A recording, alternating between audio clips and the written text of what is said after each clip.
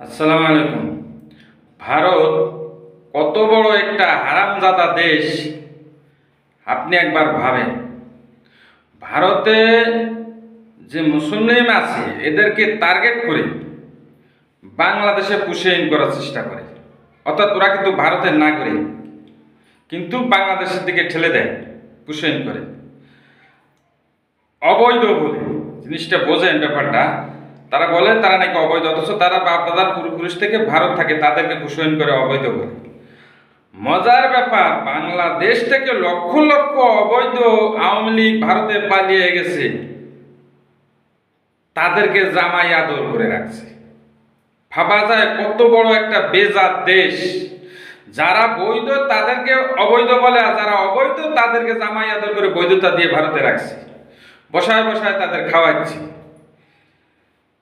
আসলে